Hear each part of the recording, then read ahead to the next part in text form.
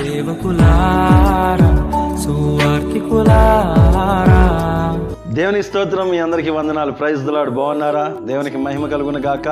ఈ ఉదయకాలం మరొక వాగ్దానంతో మన దేవుడు ప్రభువైన యేసుక్రీస్తు వారు మన ముందుగా నడిపించినందుకు వందనాలు. ప్రాముఖ్యంగా చెప్తున్న మాట, ఈరోజు ఇక ఎన్నడు దున్నని, ఇప్పటి వరకు ఎన్నడు దున్నని బీడు భూములు దున్నుదాం, అనగా ఆత్మను రక్షిద్దాం.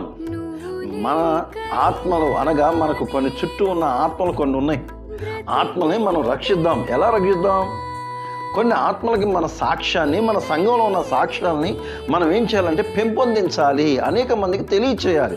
అంతేగాని మీ సంఘంలో కొంతమంది, మా సంఘంలో కొంతమంది, ఈ సంఘం నుండి ఆ సంఘానికి సేవకులు అలాగే ఉన్నారు, సంఘ సభ్యులు అలాగే ఉన్నారు.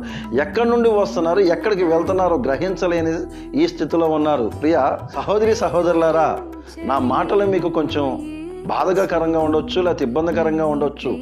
అయితే దేవుని పేరట నన్ను క్షమించండి. ఎందుకంటే ఇక్కడ రాయబడిన మాట హోషేయ 10:12 మనతో స్పష్టంగా మాట్లాడుతున్న మాట ఏమంటున్నాడంటే, నీతి ఫలించినట్లు మీరు విత్తనము వేయుడి, ప్రేమనియు కోత మీరు కొయ్యుడి. యెహోవాను వెదుకుటకు ఇది సమయము గనుక ఆయన ప్రత్యక్షమై మీ మీద నీటి వర్షము కురిపించినట్లు ఇది వరకు ఎన్నడు దున్నని బీడి భూమిని దున్నుడి. ఎన్నడు దున్నని బీడి భూములు దున్నండి అనగా, ఇంతవరకు ఎప్పుడు దున్నని బీడి భూమిని దున్నితే ఫలాలు ఎలా వస్తాయంటో తెలుసండి. మంచి ఇది ఉంటుంది అనమాట. ఎందుకంటే నాకు ఏదైనా చెట్లు అవి ఇవి పెట్టడం నాకు చాలా ఇష్టం. మంచిగా ఎర్ర మట్టి, కొంచెం మంచిగా ఉన్న బాగున్న మట్టిలో అవి ఇవి పెడితే తొందరగా ఫలిస్తాయండి. తొందరగా మనకు చెప్పినట్టుగా, మనకు నచ్చినట్టుగా ఎదుగుతాయి అనమాట. అదే మామూలుగా కంటిన్యూషన్ ఏదో ఒకటి అక్కడికి ఇక్కడికి తీసుకొచ్చి పెట్టామనుకోండి, ఉంటుందో చనిపోద్దో, పడిపోద్దో, వాడిపోద్దో అన్నట్టు ఉంటుంది అనమాట.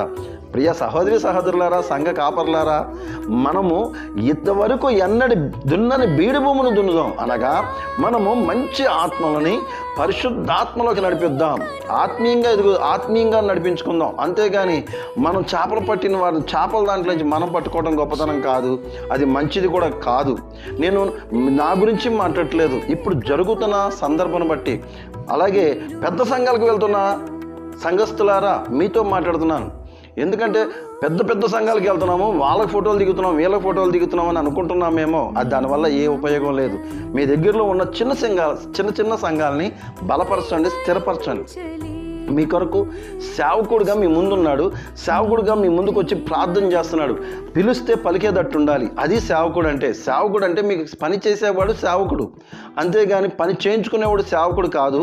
లేకపోతే హైపైలో ఉండేవాళ్ళు సేవకులు కాదు. ఈ రోజుల్లో మీ ముందుకు వచ్చి ప్రార్థన చేసి మిమ్మల్ని బలపరిచేవారు సేవకులు.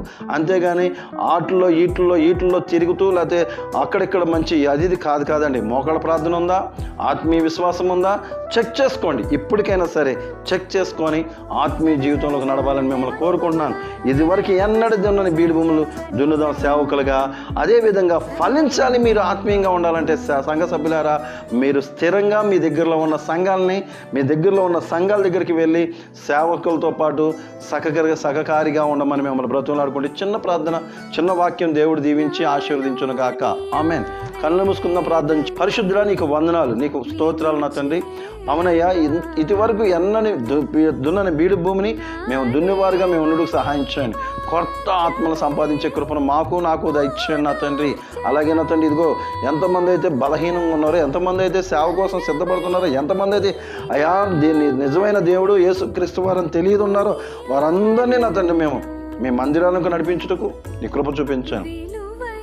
నీటి వర్షాన్ని కొమ్మరించి కృప చూపించమని, అయ్యా నీకు నామానికి మహిమ తెచ్చుకోమని ఈ చిన్న ప్రార్థన ప్రభువైన యేసయ్య అతి పరిశుద్ధ నామమున అడిగి వేడుకొని పొంది ఉన్నాం పరమ తండ్రి. ఆమెన్. Praise the lord.